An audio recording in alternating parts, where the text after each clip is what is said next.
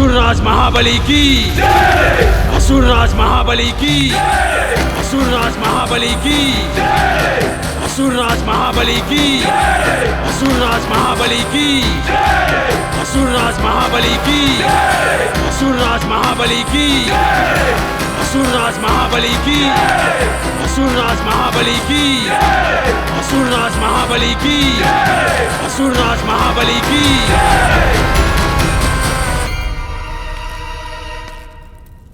गुरुवर आप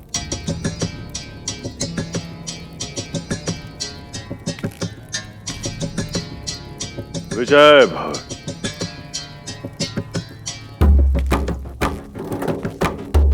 आपको वो सिंहासन प्राप्त हो जो आपके लिए इससे अधिक उपयुक्त है, स्वर्ग का सिंहासन।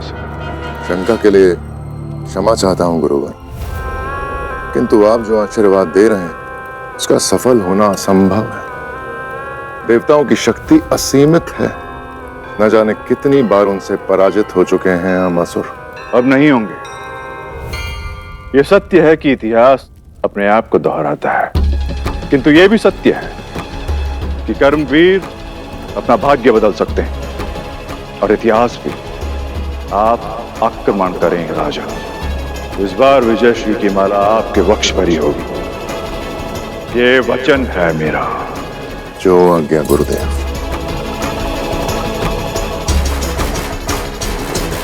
महर्षि भार्गव की, महर्षि भार्गव की, महर्षि भार्गव की।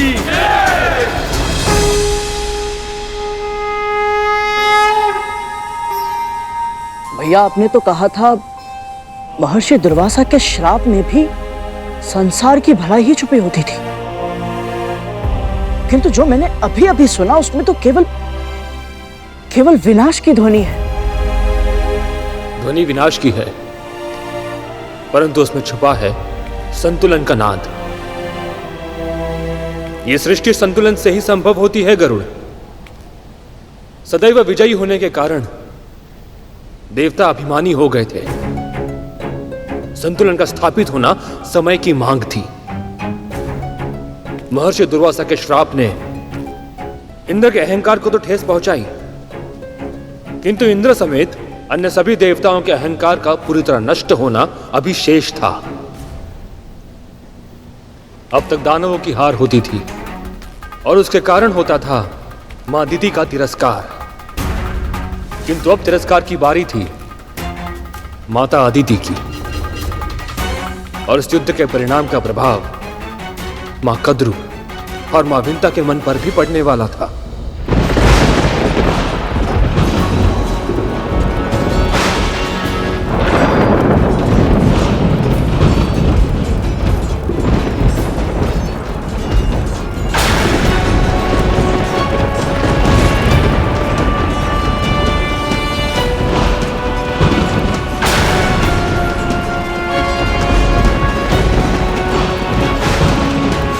युद्ध संतानें करती हैं, पर पीड़ा की तड़प सहनी पड़ती है उनके माता पिता को।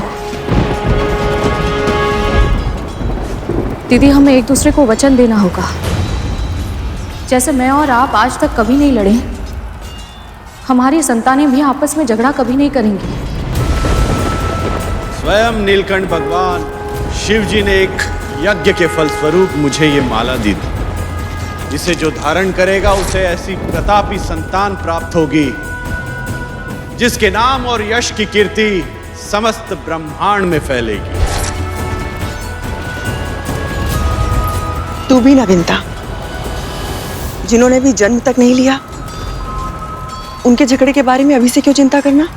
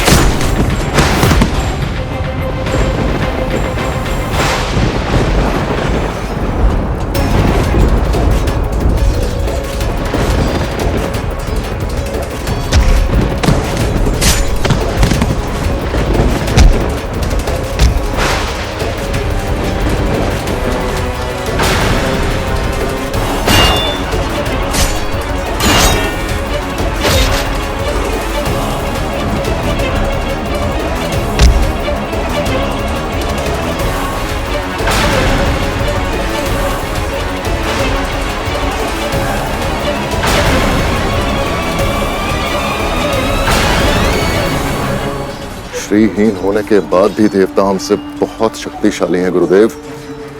हम ये युद्ध नहीं जीत सकते। हमारे ना जाने कितने योद्धा तक अपने प्राण गंवा चुके हैं गुरुदेव।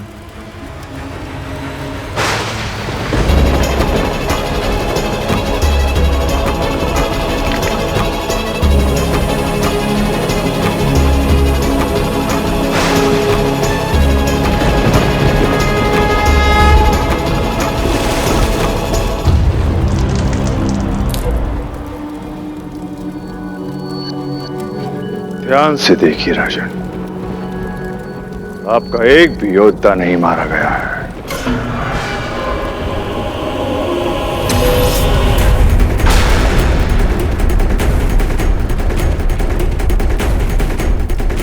ये कैसी माया है?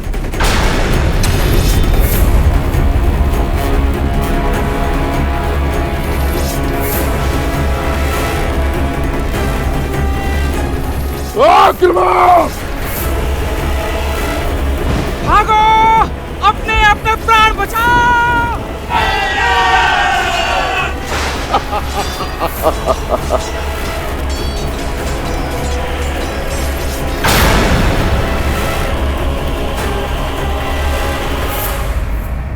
ऐसा पहली बार हुआ था। पहली बार दानवों ने देवताओं पर विजय प्राप्त की थी। जब जब संसार में कोई अप्रत्याशित, अकल्पनीय घटना घटती है, तब उसका प्रभाव सभी पर पड़ता है। मां कद्रू और मां बिंता भी इस प्रभाव से अछूते नहीं बचे थे।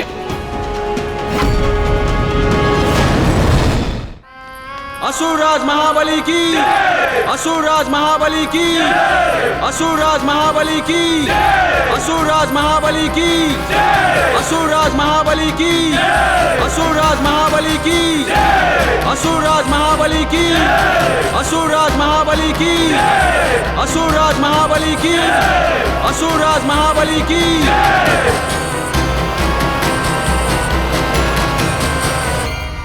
ऋषिवर, आपका बहुत बहुत धन्यवाद। आज आपने असंभव को संभव बना दिया। आज युद्ध के मैदान में आपने जो किया वो अकल्पनीय है।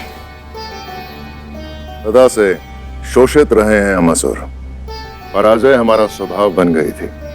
हम जीत भी सकते हैं ये विश्वास ही खो चुके थे हम। किंतु आज आपने स्वर्गलोक का सिंहासन नहीं, जीवन का सबसे बड़ा उपहार दिया है।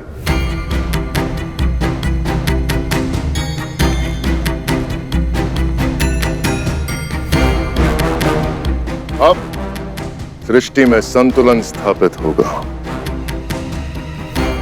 और इसका सारा श्रेय केवल आपको जाता है गुरुवर। ये युद्ध आपने और आपके योद्धाओं ने लड़ा। साहस के साथ आपने अपने शत्रु का सामना किया और उन्हें भागने के लिए विवश किया। इस विजय का श्रेय आपका है राजन। मैंने तो केवल गुरु होने का धर्म निभाया है।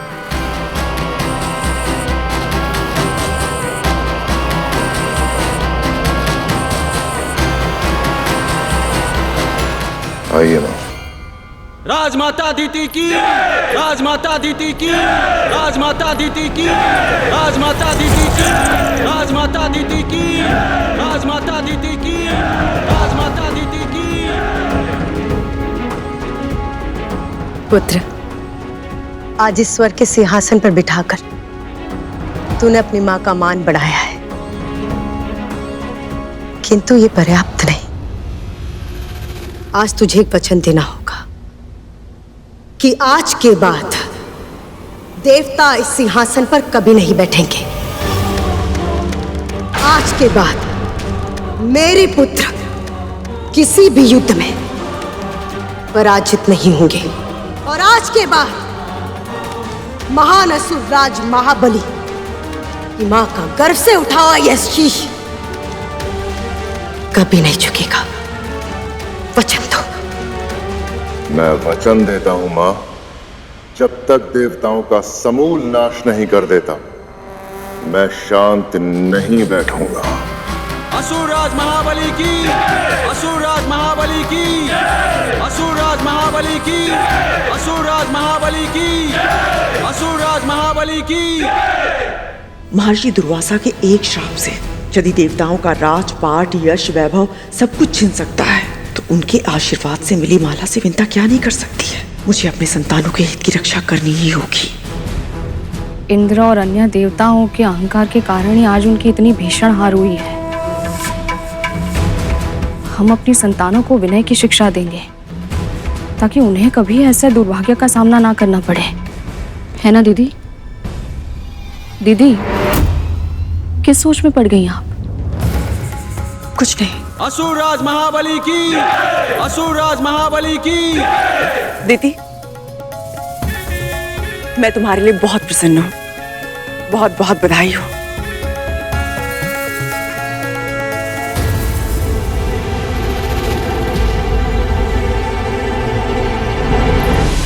इंद्र, वायु,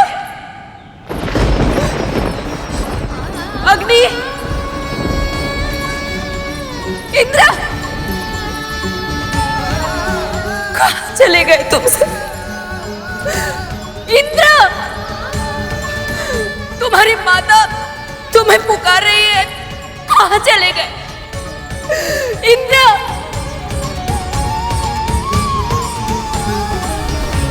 कहाँ चले गए?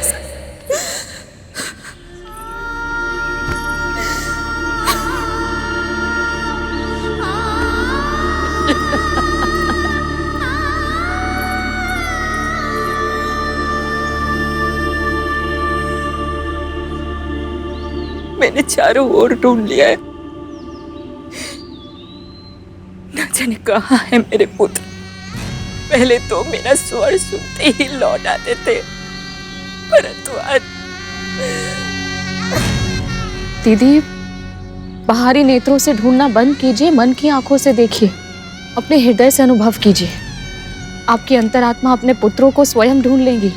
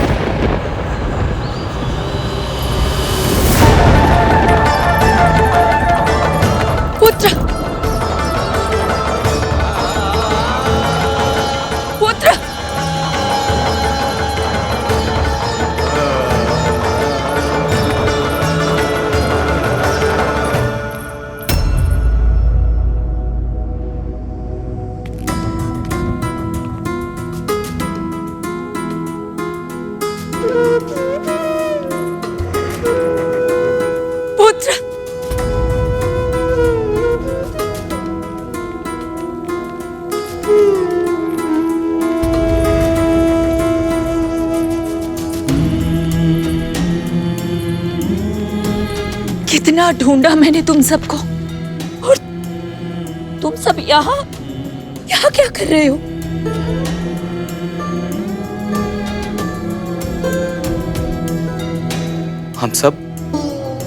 हम सब भयभीत हैं माँ। जीवन में प्रथम बार हमें असुरों से भय लग रहा है। अपने प्राणों के लिए ऐसा भय इससे पहले अनुभव नहीं किया माँ। ना जाने कैसे वो अमर हो गए हैं। हमारा कोई भी अस्त्र शस्त्र उनके प्राण नहीं ले सकता। और अब तो उन्होंने निश्चय कर लिया है कि वो हमें जीवित नहीं छोड़ेंगे। अपराध मैंने किया था मां, किंतु उसका दंड मेरे इन भाइयों को और आपको मिल रहा है। और मेरा ऐसा दुर्भाग्य कि मैं कुछ कर भी नहीं सकता। पुत्र, एकता में बहुत शक्ति होती। जब तक तुम सब एक साथ हो, कुछ नहीं होगा तुम्हें। और जहां तक तुम्हारी प्राण रक्षा का प्रश्न है, देखो पुत्र, जहां समस्या होती है वहां समाधान भी अवश्य होता है। और तुम्हारी मां वो समाधान अवश्य ढूंढ कर रहेगी।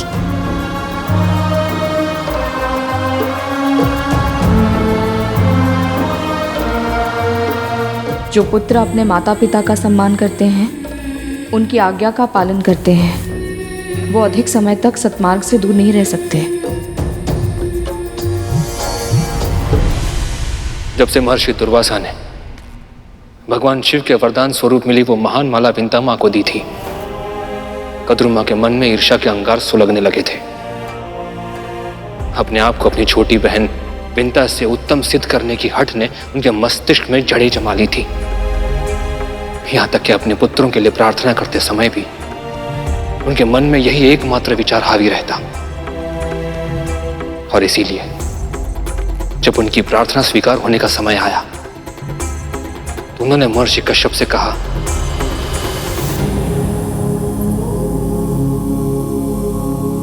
जो देवता मानव गंधर्व दानव इन सभी से अधिक शक्तिशाली हो, जो विकराल विषधर हो, जिन्हें देखते ही शिराओं में भय का संचार हो, मुझे ऐसे एक सहस्त्र पुत्र चाहिए।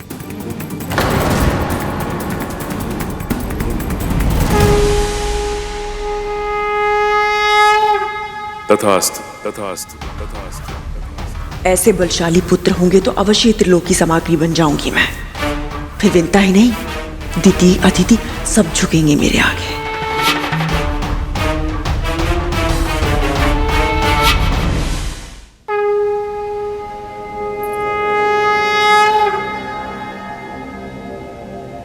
देवी कद्रू की तरह आपका भी तप सफल हुआ। अपनी मन वांछित संतान मांगिए। स्वामी, अधिकार केवल मेरा नहीं है। संतान को अपने माता और पिता दोनों की इच्छाओं का संयुक्त स्वरूप होना चाहिए। इसलिए आप बताइए, कैसी संतान चाहिए आपको?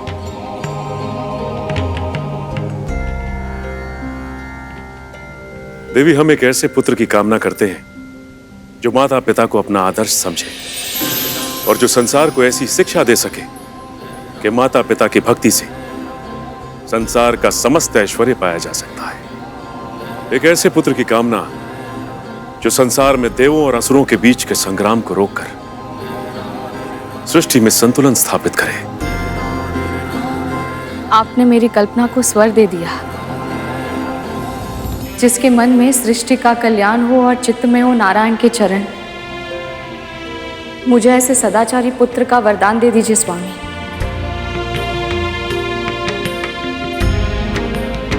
देवी कद्रू ने सहस्त्र पुत्रों की इच्छा व्यक्त की है,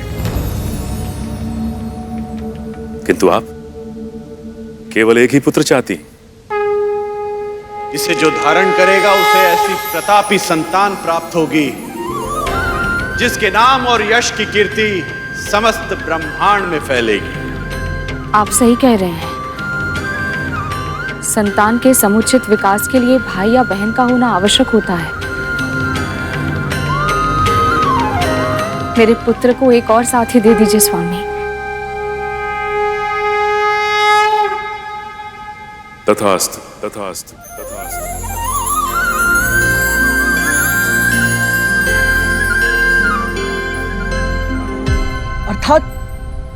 अर्थात मेरा कोई भाई भी है, किंतु भैया माँ ने तो मुझे उनके बारे में कभी कुछ नहीं बताया। कौन है वो और कहाँ है? तुम उन्हें मिल चुके हो गरुड़। क्या? किंतु कब? कौन? सूर्यदेव के रथ के सारथी हैं वो, अरुण, तुम्हारे बड़े भाई। अंधकार को समूल नष्ट करने वाले श्री सूर्यदेव को मेरा प्रणाम।